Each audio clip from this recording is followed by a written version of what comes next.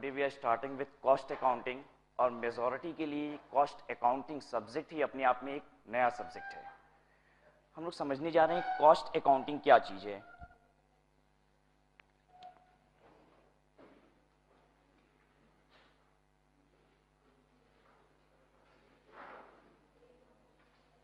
पता है, आप जो जानते हो आज तक दैट इज अकाउंटिंग, आप लोगों को ये बात पता है कि अकाउंटिंग क्या चीज होती है। अकाउंटिंग का मतलब होता है सिर्फ रिकॉर्डिंग।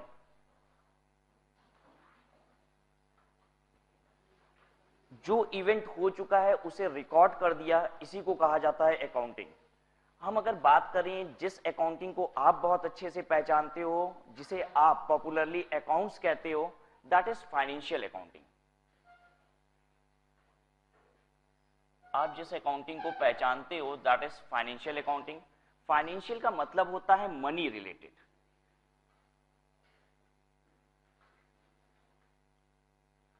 मनी रिलेटेड सारे ट्रांजैक्शन की जब आप रिकॉर्डिंग कर देते हो तो आप कहते हो दिस इज अकाउंट्स। जब आप अकाउंट्स बनाते हो तो क्या करते हो, जितने भी ट्रांजैक्शन मनी टर्म्स में मेजर किए जा सकते हैं उन सबको आप रिकॉर्ड कर देते हो।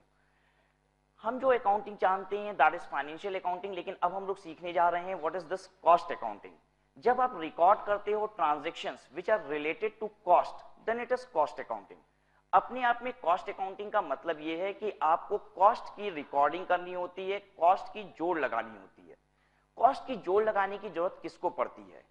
कॉस्ट की जोड़ लगाने की जरूरत पड़ती है एक मैन्युफैक्चरिंग एंटिटी को। बिजनेस ऑर्गेनाइजेशन दो किस्म के होते हैं, business organization or of two types.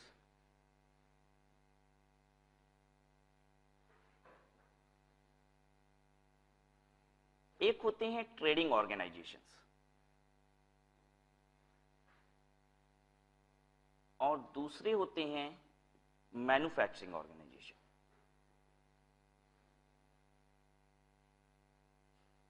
आप हमें बताओगे कि अकाउंटिंग कौन कौन करता है?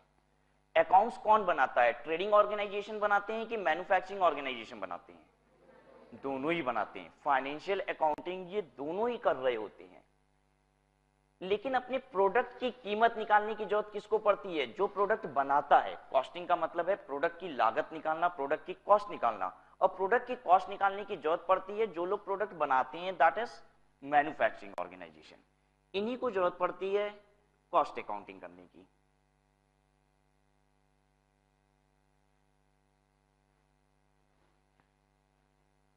तो कॉस्ट अकाउंटिंग मैन्युफैक्चरिंग ऑर्गेनाइजेशन करते हैं, वो अपने प्रोडक्ट की कीमत निकालने के लिए उसकी जोड़ लगाते हैं, and that is cost accounting. Cost accounting अपने आप में कोई बड़ी चीज नहीं है। कॉस्ट अकाउंटिंग का मतलब तो सिर्फ क्या होता है, खर्चों की जोड़ लगा देना। एक प्रोडक्ट को बनाने में जितना खर्चा लगा है उसकी जोड़ लगा देना। लेकिन आपको धीरे धीरे ये बात समझ में आएगी कि खर्चों की जोड़ लगाना इतना आसान काम नहीं है। खर्चों की जोड़ लगाना इतना आसान काम नहीं है, क्योंकि खर्चा जो होता है ये हमें पता ही नहीं चलता। एक प्रोडक्ट को बनाने में कितना खर्चा लगता है ये बात जानना बहुत आसान नहीं है। देखिए क्यों हम ऐसी बात कह रहे हैं। अगर एक प्रोडक्ट को बनाने में मान लीजिए हमें मटेरियल यूज करना होता है 10 रुपए का, साथ ही साथ हमें उस प्रोडक्ट को बनाने में लेबर लगते हैं 10 रुपए के, और उस प्रोडक्ट को बनाने में हमें रेंटल का खर्चा भी पे करना होता है। हमने अपनी फैक्ट्री किराए पे ले रखी है और उस फैक्ट्री का किराया हम पे करते हैं 50,000 रुपए। हम रेंटल पे कर रहे हैं 50,000 रुपया। बताइए अगर हम रेंटल पे कर रहे हैं 50,000 रुपए, तब तो ये रेंटल तो साल भर का रेंटल है। लेकिन हम एक प्रोडक्ट की कीमत जानना चाहते हैं। एक प्रोडक्ट की कीमत कैसे पता चलेगी मेरे साल भर के रेंटल से? हमें साल भर के रेंटल से एक यूनिट की प्रोडक्ट की कीमत कैसे पता चलेगी? आप कहोगे साल भर में जितनी यूनिट बनाए हैं उससे डिवाइड कर दीजिए। ठीक है, हम साल भर में जितनी यूनिट बनाए हैं उससे डिवाइड कर देंगे। तो पता है रेंटल का खर्चा किस दिन पता चला? जब साल बीत गया। अब ये बताओ, हम एक मैन्युफैक्चरिंग एंटिटी है, प्रोडक्ट जिस दिन बनाते हैं उस दिन हमें कीमत जाननी है या साल भर के बाद जाननी है? जिस दिन बनाए उसी दिन जाननी है। आज अगर हमने एक प्रोडक्ट बनाया है तो आज ही हमें उसकी कीमत जाननी है, क्योंकि कुछ प्रॉफिट उस पर जोड़ेंगे और तुरंत उसे बेच देंगे। लेकिन आप तो कह रहे हो, जो तरीका बता रहे हो उससे क्या कह रहे हो? कह रहे हो कि जितना किराया है डिवाइडेड बाय प्रोडक्ट की यूनिट कर दीजिए।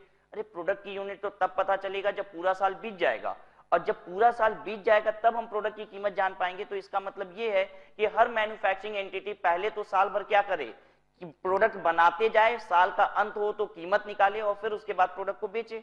ऐसा तो होगा नहीं।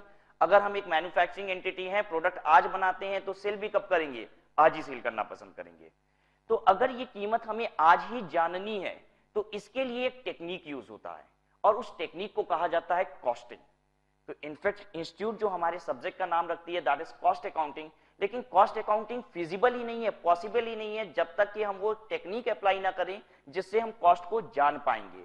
अगर ये कीमत आज आप नहीं बता पा रहे हो, लेकिन कॉस्टिंग वो टेक्निक है जिसके जरिए आप ये कीमत बता दोगे। तो कॉस्ट अकाउंटिंग का मतलब तो सिंपली क्या है? रिकॉर्डिंग। खर्चों की जोड़ लगा देने को कहा जाता है कॉस्ट अकाउंटिंग। लेकिन कॉस्ट अकाउंटिंग पॉसिबल ही नहीं है, फिजिबल ही नहीं है जब तक कि आपको एक टेक्निक ना पता हो जिसके जरिए कॉस्ट निकाली जाती है। ठीक है, और उस टेक्निक को क्या कहते हैं? कॉस्टिंग। तो हम लोग एक बार ठीक से 3 टर्म को समझते हैं। कॉस्ट अकाउंटिंग के लिए जरूरी है टर्म कॉस्ट, फिर उसके बाद cost accounting and then costing. ठीक है, कॉस्ट क्या होता है?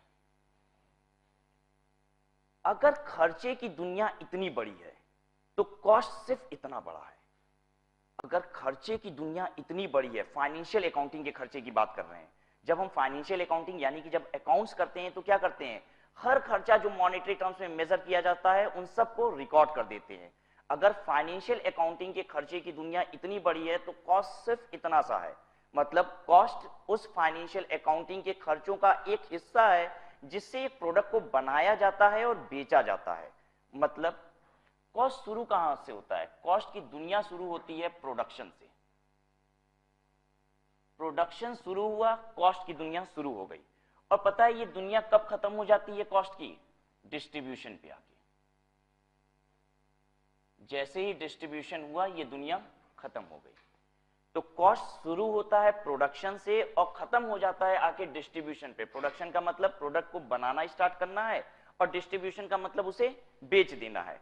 जितने खर्चे प्रोडक्ट को बनाने से शुरू होते हैं और बेच देने पे खत्म हो जाते हैं, सिर्फ उन्हीं को कॉस्ट कहा जाता है।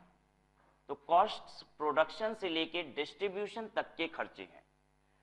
बहुत सारे खर्चे ऐसे होते हैं जिनका प्रोडक्शन या डिस्ट्रीब्यूशन से कोई वास्ता ही नहीं होता, और बहुत से खर्चे ऐसे होते हैं जो प्रोडक्शन के पहले ही शुरू हो जाते हैं।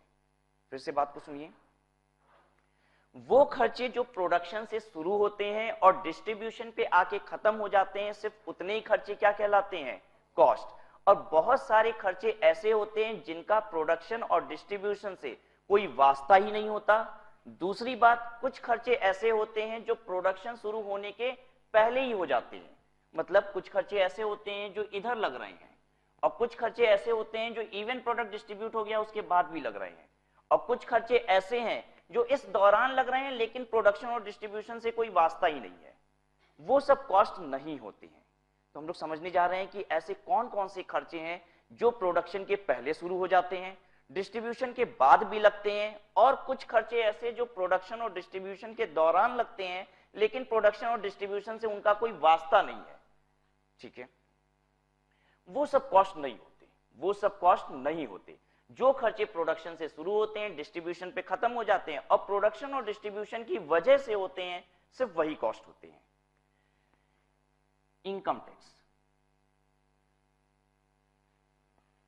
बताइए, एक कंपनी इनकम टैक्स पे कर रही है, खर्चा है कि नहीं है? खर्चा तो है ही। हर आउटफ्लो जो हो रहा है कंपनी के पास से वो क्या है? खर्चा है। ठीक है, इनकम टैक्स भी खर्चा है। लेकिन क्या इनकम टैक्स प्रोडक्शन या डिस्ट्रीब्यूशन की वजह से दिया जा रहा है? एक मैन्युफैक्चरिंग एंटिटी प्रोडक्ट बनाती है इसलिए इनकम टैक्स दे रही है, प्रोडक्ट बेचती है इसलिए इनकम टैक्स दे रही है? नहीं, ना तो प्रोडक्शन की वजह से दे रही है ना डिस्ट्रीब्यूशन की वजह से दे रही है।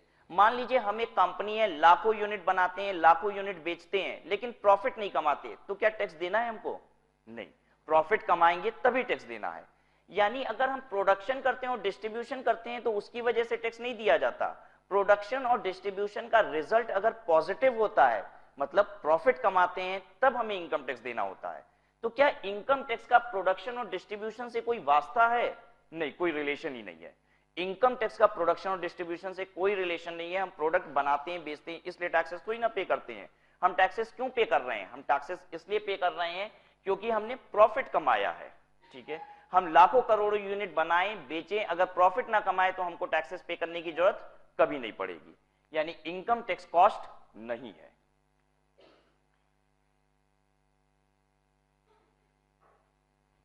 कंपनी डिविडेंड पे करती है, कंपनी के पास से आउटफ्लो है कि नहीं, डिविडेंड अगर पे कर रही है तो आउटफ्लो तो है, लेकिन क्या ये कॉस्ट है? कंपनी अपने शेयर होल्डर को डिविडेंड क्यों पे कर रही है? क्योंकि वो मैन्युफैक्चरिंग एंटिटी है, क्योंकि वो प्रोडक्ट बनाती है, डिस्ट्रीब्यूट करती है? बिल्कुल नहीं। डिविडेंड इसलिए पे कर रही है क्योंकि वो प्रॉफिट कमाती है। अगर एक कंपनी प्रॉफिट ना कमाए तो बताइए क्या उसे डिविडेंड पे करने की जरूरत पड़ेगी? एक कंपनी प्रॉफिट नहीं कमाती तो डिविडेंड पे करने की जरूरत पड़ेगी? बिल्कुल नहीं पड़ेगी। कंपनी डिविडेंड पे इसलिए करती है क्योंकि कंपनी प्रॉफिट कमाती है। कंपनी प्रोडक्शन और डिस्ट्रीब्यूशन कर रही है, लाखों यूनिट बना रही है, बेच रही है, लेकिन उसे घाटा हो जाता है, कंपनी को डिविडेंड पे करने की जरूरत नहीं पड़ेगी। तो डिविडेंड का कोई भी रिलेशन प्रोडक्शन या डिस्ट्रीब्यूशन से नहीं है।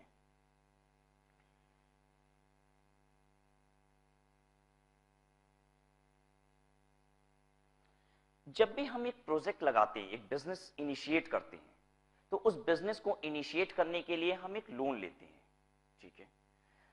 हम जिस दिन लोन लेते हैं, क्या मेरी प्रोडक्शन एक्टिविटी भी उसी दिन स्टार्ट हो जाती है? नहीं। आज तो हमने लोन लिया है, पहले क्या करेंगे? लैंड खरीदेंगे, बिल्डिंग कंस्ट्रक्ट कराएंगे, मशीनरी खरीदेंगे, उसके बाद मेरी इंडस्ट्री इंस्टॉल हो जाएगी पूरी तरीके से, तब क्या होगा? प्रोडक्शन एक्टिविटी स्टार्ट होगा। यानी मेरे प्रोडक्शन एक्टिविटी स्टार्ट होने के बहुत पहले ही हमने क्या कर लिया होगा? लोन ले लिया होगा। और इसका इंटरेस्ट, जिसने हमें लोन ग्रांट किया है, उसका इंटरेस्ट हमें उस लेंडर को कब से पे करना होगा? जब लोन लिए हैं वहीं से इंटरेस्ट ड्यू हो जाएगा, या फिर जब हम प्रोडक्शन एक्टिविटी स्टार्ट करेंगे इंटरेस्ट तब से ड्यू होगा? हाँ, जब से प्रोडक्शन एक्टिविटी स्टार्ट करेंगे तभी से इंटरेस्ट ड्यू होना चाहिए। नहीं, जिस दिन हम लोन लिए हैं वो तो इंटरेस्ट उसी दिन से मांगना शुरू कर देगा। बताइए, ये इंटरेस्ट का खर्चा क्या प्रोडक्शन से शुरू हो रहा है आपके? नहीं, ये इंटरेस्ट का खर्चा आपके प्रोडक्शन से शुरू नहीं हो रहा है, ये प्रोडक्शन के बहुत पहले ही शुरू हो गया था जब आपने लोन लिया था। वो खर्चे जो आपके प्रोडक्शन एक्टिविटी के पहले ही स्टार्ट हो गए हैं वो भी कॉस्ट नहीं है। तो ये सब कॉस्ट नहीं होते हैं, ठीक है ये बात? तो फिर से एक बार सुन लीजिए, कॉस्ट का मतलब क्या होता है? कॉस्ट वो खर्चे होते हैं जो प्रोडक्शन से स्टार्ट होते हैं। तो सर प्रोडक्शन स्टार्ट किसे कहा जाता है? किस दिन हम मान लेंगे कि प्रोडक्शन स्टार्ट हो गया है? जिस दिन आपने रॉ मटेरियल खरीद लिया, जिस दिन आपने रॉ मटेरियल खरीद लिया, आपकी प्रोडक्शन स्टार्ट हो जाती है। आपकी प्रोडक्शन स्टार्ट होती है विथ रॉ मटेरियल। तो अगर हमारी प्रोडक्शन स्टार्ट हो गई है तो वहां से कॉस्ट शुरू हो जाता है और डिस्ट्रीब्यूशन पे आके कॉस्ट खत्म हो जाता है। लेकिन कुछ खर्चे ऐसे होते हैं जो प्रोडक्शन और डिस्ट्रीब्यूशन से रिलेशन ही नहीं रखते हैं, कुछ खर्चे ऐसे होते हैं जो प्रोडक्शन के पहले ही शुरू हो जाते हैं, और कुछ खर्चे ऐसे होते हैं जो डिस्ट्रीब्यूशन के बाद भी होते हैं। उन खर्चों को कॉस्ट नहीं कहा जाता, ठीक है ये बात? चलिए डिफाइन कीजिए कॉस्ट, लिखिए। Cost is the amount incurred for production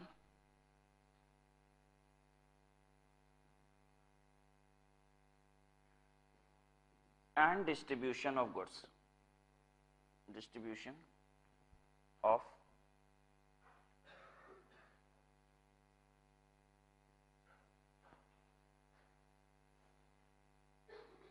it does not include interest, tax and dividend.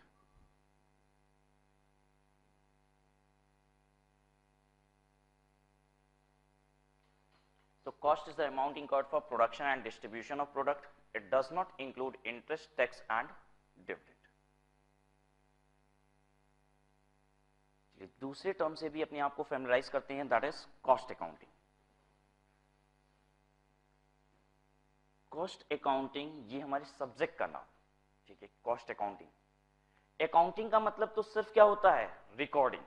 अगर आप कॉस्ट रिलेटेड इंफॉर्मेशन को रिकॉर्ड करते हो तो इसे हम कॉस्ट अकाउंटिंग कहते हैं। Recording of cost related information.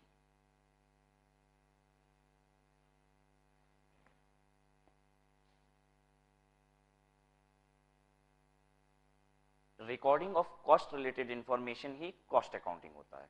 मतलब सिर्फ क्या करना होता है हमें देख लेते हैं।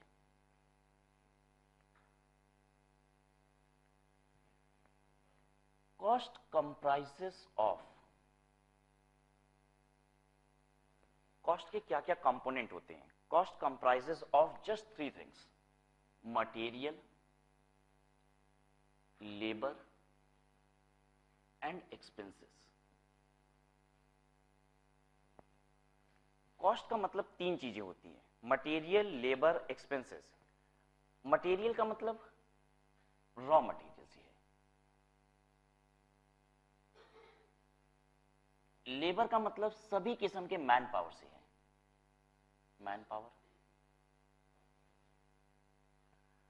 और अगर एक खर्चा मतलब कॉस्ट, सबसे पहले तो कॉस्ट क्या होगा? अगर हम कह रहे हैं cost comprises of material, labour and expenses, तो कॉस्ट क्या होगा? कॉस्ट वो खर्चे होंगे जिसकी मदद से एक प्रोडक्ट बनाया गया होगा और बेचा गया होगा, ठीक है। अब कॉस्ट के अंदर तीन चीजें होती हैं, मटेरियल होता है, लेबर होता है, एक्सपेंसेस होता है।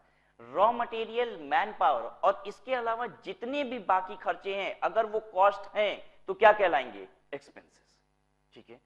अगर एक खर्चा मटेरियल नहीं है, लेबर नहीं है और वो कॉस्ट है तो पक्का है वो क्या है? एक्सपेंसेस है, ठीक है। कॉस्ट अकाउंटिंग का मतलब सिर्फ इतना होता है कि तीन चीजों की जोड़ लगा दीजिए आप। मटेरियल लिखिए, इसमें ऐड कीजिए लेबर और प्लस ऐड कीजिए एक्सपेंसेस, बस हो गया। मटेरियल, लेबर, एक्सपेंसेस की जोड़ लगा दी और ये क्या कंप्लीट कर लिया आपने? हो गई cost accounting. Material, labour, expenses जोड़िए, कॉस्ट अकाउंटिंग हो गई। कॉस्ट अकाउंटिंग का मतलब सिर्फ ये होता है कि एक प्रोडक्ट को बनाने की कीमत की जोड़ बताइए आप। तो एक्सपेंसेस क्या क्या होता होगा? Raw material, man power. एक फैक्ट्री में इसके अलावा और क्या क्या लगता होगा? इसके अलावा फैक्ट्री में लग सकता है इलेक्ट्रिसिटी की बिल आती होगी, रेंट लगता होगा और जितने भी और खर्चे, अगर वो मटेरियल नहीं, लेबर नहीं, लेकिन प्रोडक्शन और डिस्ट्रीब्यूशन की वजह से लग रहा है तो वो खर्चा क्या है? एक्सपेंसेस है। मटेरियल 10 रुपए का मान लीजिए लगता है इसे बनाने में। एक यूनिट को बनाने के लिए लेबर को भी हमें चार्जेस पे करने पड़ते हैं और वो चार्जेस हम पे करते हैं 20 रुपए का। एक यूनिट बनाने में मटेरियल लगाते हैं 10 रुपए का, उस यूनिट को कंप्लीट करने के लिए लेबर को चार्जेस पे करते हैं 20 रुपए का। एक्सपेंसेस, एक्सपेंसेस एक एक करके सोचते हैं। मान लेते हैं एक बार के लिए कि हमारी फैक्ट्री में मटेरियल लगता है, लेबर लगता है और एक्सपेंसेस के नाम पे सिर्फ एक ही और खर्चा है, दैट इज रेंटल, बस और कुछ नहीं लगता। रेंटल के अलावा और कुछ भी नहीं लगता, ठीक है। हमारी फैक्ट्री का किराया है साल भर का 50,000 रुपए, 50,000 पर एनम, ठीक है।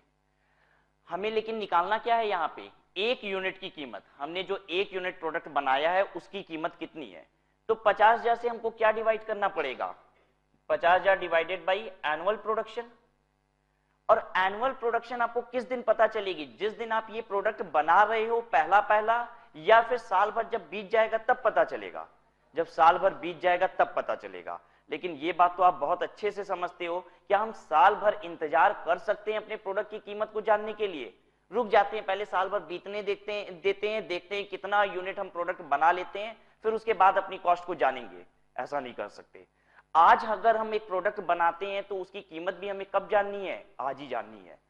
यही तो अंतर है फाइनेंशियल अकाउंटिंग और कॉस्ट अकाउंटिंग में। पता है फाइनेंशियल अकाउंटिंग में पीएल और बैलेंस शीट आप किस दिन बना रहे हो? साल के आखिरी दिन।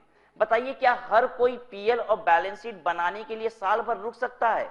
मतलब क्या हम साल भर इंतजार कर सकते हैं? मेरा एग्जैक्ट प्रॉफिट कितना है ये जानने के लिए हम साल भर रुक जाते हैं? रुक सकते हैं क्या? अरे हर कोई रुक जाता है। कोई जरूरी तो ही ना है कि आज एग्जैक्टली कितना प्रॉफिट कमाए, ये बात हमें जानना बहुत जरूरी है। एक ओवरऑल आइडिया तो है ही कितना हमने कमाया है, और साल भर हम इंतजार कर लेंगे एग्जैक्ट फिगर के लिए। लेकिन अगर हम एक मैन्युफैक्चरिंग एंटिटी है तो क्या हम साल भर इंतजार कर सकते हैं अपनी प्रोडक्ट की कीमत को जानने के लिए? कभी नहीं। हम अपनी फाइनेंशियल पोजीशन को जानने के लिए साल भर इंतजार कर सकते हैं। फाइनेंशियल अकाउंटिंग साल के आखिरी दिन होती है, लेकिन कॉस्ट अकाउंटिंग हर दिन होती है। आप जिस दिन प्रोडक्ट बनाते हो कॉस्ट अकाउंटिंग उस दिन होती है। लेकिन बहुत सारे खर्चे तो ऐसे हैं जिनकी पर यूनिट कॉस्ट हमें पता ही नहीं चलती है जिस दिन हम प्रोडक्ट बना रहे हैं, जैसे कि आपको रेंटल दिखाई दे रहा है। अब ये काम कैसे हो सकता है? यूनिट हम एनुअल प्रोडक्शन तो आज जानते ही नहीं है, तो एनुअल प्रोडक्शन मेरी कितनी होगी इसे हम एस्टिमेट करते हैं थ्रू अ टेक्निक, और उस टेक्निक को क्या कहा जाता है? कॉस्टिंग। क्लियर है बात आपको? चलिए एक बार के लिए रेंटल की समस्या को हटाते हैं और मान लेते हैं मेरे पास मटेरियल का खर्चा है, लेबर का खर्चा है और एक्सपेंसेस में सिर्फ इलेक्ट्रिसिटी है। ठीक है, मटेरियल का खर्चा लगता है, लेबर का खर्चा लगता है और इलेक्ट्रिसिटी लगती है।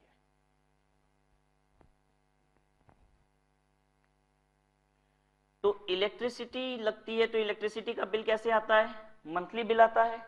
ठीक है, इलेक्ट्रिसिटी का मंथली बिल, और मंथली बिल को हम डिवाइड कैसे करेंगे? Unit produced in a month. बताओ ऐसा ही करेंगे ना? एक यूनिट की अगर हमको बिजली बिल की कीमत चाहिए, एक यूनिट बनाने में कितना बिजली बिल लगा है ये अगर जानना हो तो हमें क्या करना पड़ेगा? हमें monthly bill divided by unit produced in a month करना पड़ेगा। ठीक है, या ये बताओ क्या जिस दिन हम ये यूनिट बना रहे हैं, ये प्रोडक्ट बना रहे हैं, उस दिन हमें पता है कि महीने के अंत पे बिल कितनी आ जाएगी? ये भी नहीं पता। और ये पता है महीने भर में कितनी यूनिट बना लोगे? ये भी नहीं पता।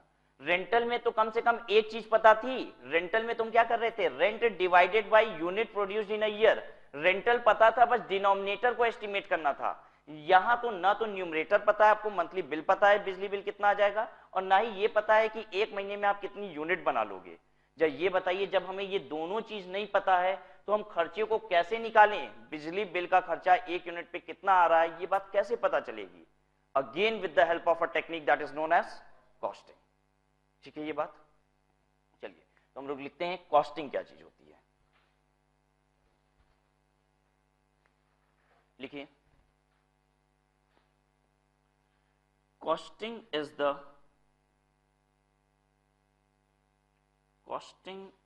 the method or technique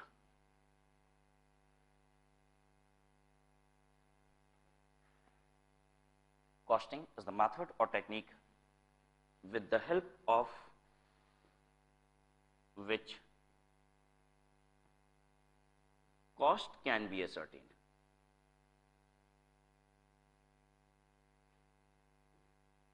अगर आपको कॉस्ट असर्टेन करना है, ये सब क्या है? मटेरियल, लेबर, एक्सपेंसेस, ये सब कॉस्ट हैं। और अगर आपको कॉस्ट असर्टेन करना है तो आपको एक टेक्निक लगानी पड़ेगी, कॉस्टिंग। और कॉस्टिंग की टेक्निक लगाने के बाद जब हमें कॉस्ट पता चल जाएगा तो हम उसकी जोड़ लगा देंगे और क्या हो जाएगा? Cost accounting. हमें पढ़ना है कॉस्ट अकाउंटिंग। या ये बताइए कि विदाउट लर्निंग कॉस्टिंग क्या आपके लिए पॉसिबल है कॉस्ट अकाउंटिंग करना? नहीं। तो पता है हम लोग अपने सिलेबस में कैसे प्रोसीड करेंगे? First will be learning about cost. हम लोग कॉस्ट पढ़ेंगे, फिर हम लोग कॉस्टिंग की टेक्निक्स को पढ़ेंगे, और फिर उसके बाद हम लोग जान पाएंगे कॉस्ट अकाउंटिंग क्या होता है। मतलब अगर आपको कॉस्ट पता चल जाए, कॉस्टिंग पता चल जाए, तो आप अपने आप क्या सीख गए हो? कॉस्ट अकाउंटिंग सीख गए हो। तो this is all about the intro of your course that is cost accounting. और अब हम लोग प्रोसीड करते हैं विथ कॉस्ट। तो हम लोग कॉस्ट से स्टार्ट करते हैं। हम लोग जानने जा रहे हैं कॉस्ट क्या चीज होती है।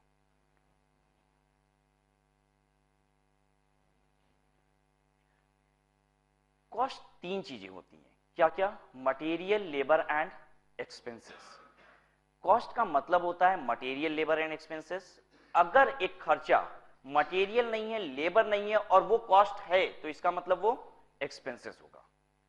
कॉस्ट की क्लासिफिकेशन,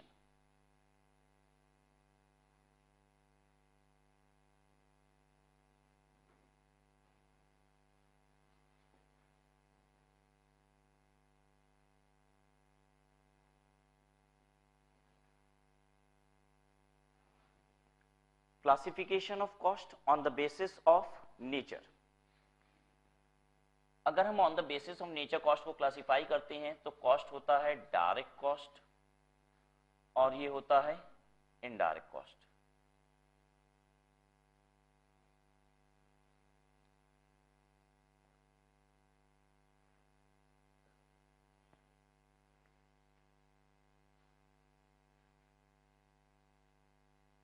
नेचर वाइज क्लासिफिकेशन अगर कॉस्ट की जाए तो cost is either direct cost और इट इज इनडायरेक्ट कॉस्ट। लेकिन कॉस्ट होता ही क्या क्या है? आपको मालूम है कि cost comprises of three things. क्या क्या? Material, labour and expenses. तो जब हम बात करेंगे डायरेक्ट कॉस्ट, तो डायरेक्ट कॉस्ट का मतलब क्या होगा? डायरेक्ट मटेरियल और direct labour and direct expense.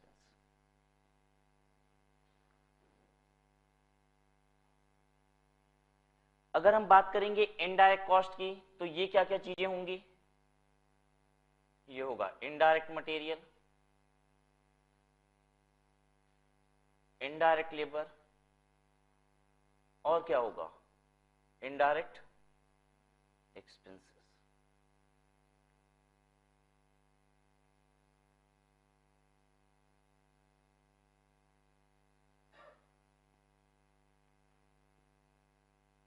Direct material, direct labour और डायरेक्ट एक्सपेंसेस को क्यूमुलेटिवली, मतलब मिला के, इन तीनों की सम टोटल को कहा जाता है prime cost. Direct material, direct labour and direct expenses, this is cumulatively called prime cost. और इनडायरेक्ट मटेरियल, इनडायरेक्ट लेबर और इनडायरेक्ट एक्सपेंसेस को क्यूमुलेटिवली कहा जाता है ओवरहेड।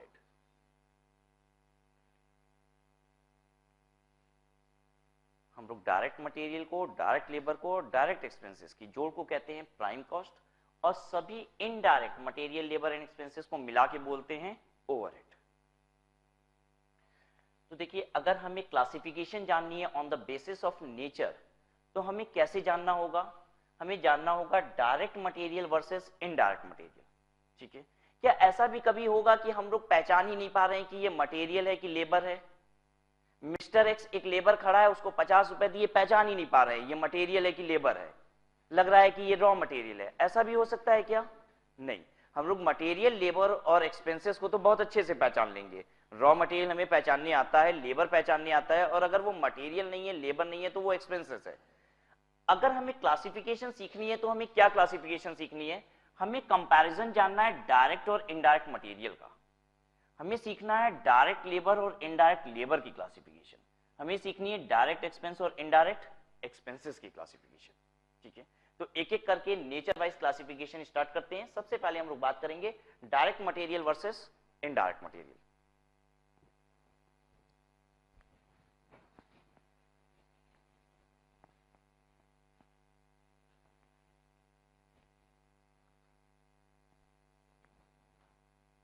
आप भी साथ में लिखेंगे, direct material versus indirect material.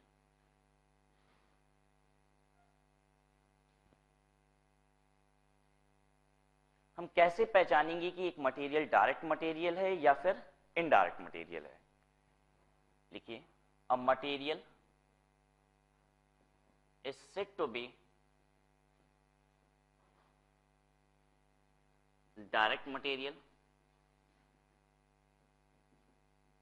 if it satisfies the following, in fact हम लिखेंगे all the following three, all the following three conditions.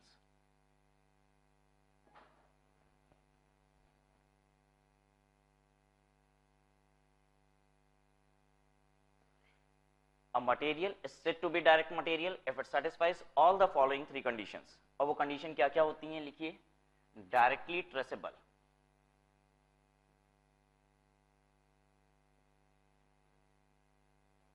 दूसरा becomes integral part of finished goods, तीसरा increases volume of finished goods.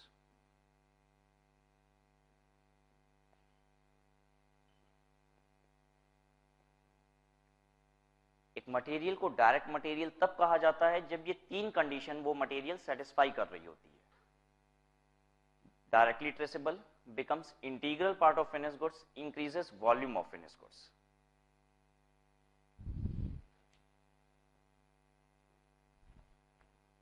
चलिए एक एक करके तीनों बात को समझते हैं। डायरेक्टली ट्रेसेबल क्या चीज होती है? डायरेक्टली ट्रेसेबल का मतलब होता है 1-to-1 कोरिलेशन।